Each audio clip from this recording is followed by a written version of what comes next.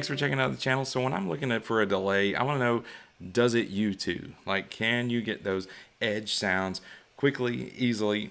And we've got here the Sonic Ambience pedal from Sonicake. Thanks for sending me this pedal, by the way.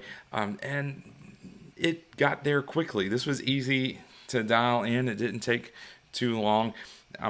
Now, when we're looking at this pedal, it's a 2-in-1. So, you know, what are you really trying to get out of your pedal, out of your budget pedal? The general knowledge is if it's 2-in-1, well, it usually doesn't do either of those things well. Is that true with this pedal? Look at what you're getting for the money in this pedal. I mean, that's an easy thing to say, but let me tell you, when I bought my first tube amp, all it had was a tone and a volume knob. There was no reverb, there was nothing, no effects loop, nothing. And this would have been the perfect thing to have in that moment, in that time in my life. It's budget friendly, and it allows you to get a much bigger variety of sounds out of your gear. Biggest bang for the buck. Let's start with the downside. The downside is you've got one button, you've got two effects, so you can't independently switch between the two. Now, with the cost of the pedal, you could easily just get two of them, or you know, you could use this kind of as an always-on thing. Dial it in to something that you're gonna use the most. Let's start with just the reverb side. So I've got this blend knob here, which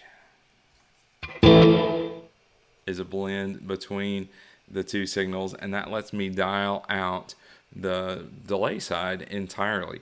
So if we look over at the reverb, we got 4 different types. You've got a room, a hall, a chamber, and a plate.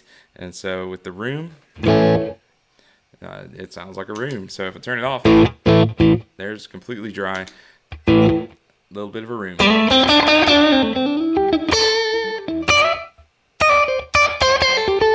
That automatically, especially if you're recording, is going to make it much more natural. Feel like you're in a space there. If you want a little bit more space, go to the hall, and along this curve, it's going to control the level of that reverb, and you've got a mix, which will mix between your dry signal and the wet signal there.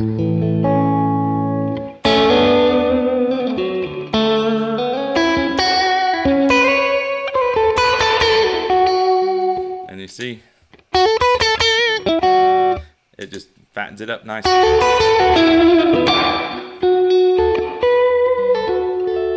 So if reverb's your thing, this is decent. This is good. We go on over to the chamber one.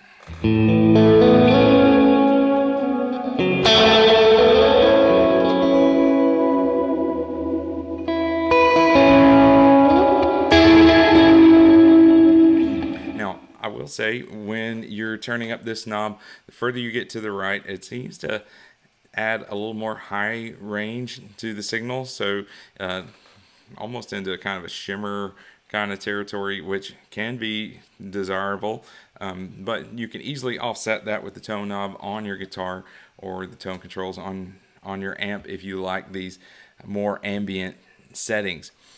Now, the hall reverb sounds pretty natural, pretty flat.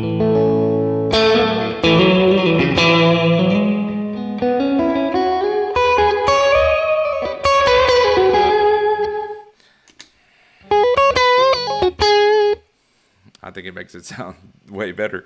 But if you get over here to the chamber, and I turn it on,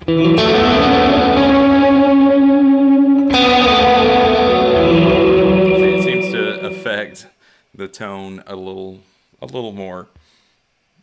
Turn it all the way up to as far as it will go.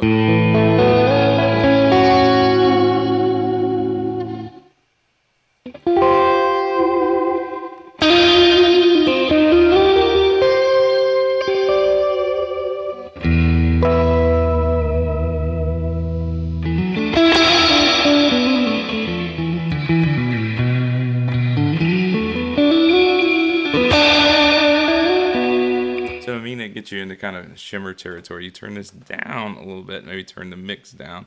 Let's see if you dig in, it's still kind of there. Let's see if I turn the mix way up.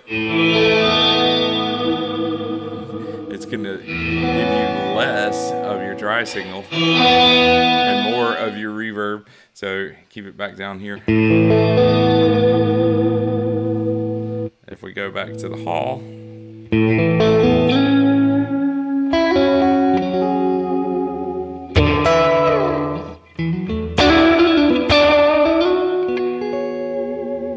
I mean, it's nice.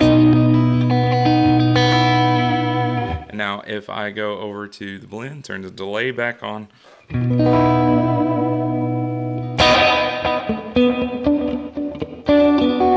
See how quickly we can YouTube it up here. So let's go for Streets Have No Name. How about that? Let's see if we can dial that in.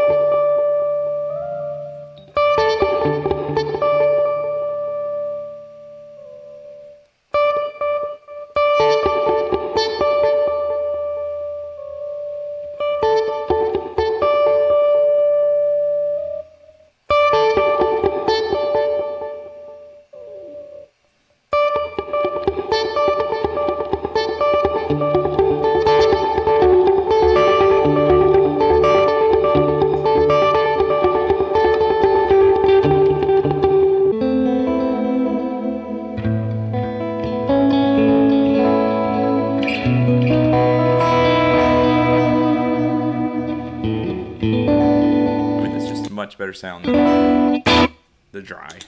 If you want to do solos, I mean, let's see, how can it handle turning up the volume? Let's see here.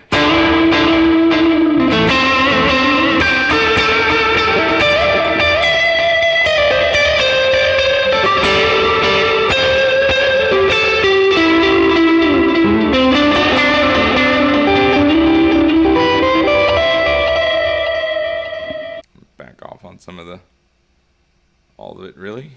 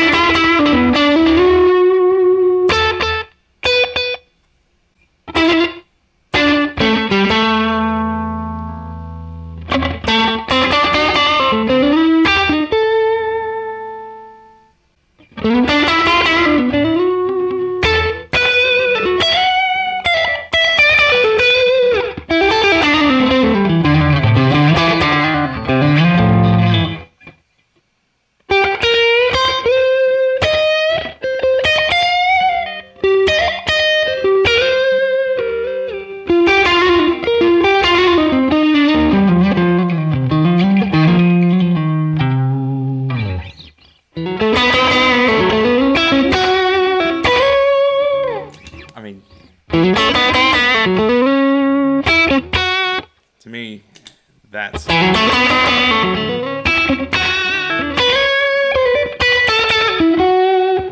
if I'm running a tube amp, that is the always on setting for me right there. Love this pedal.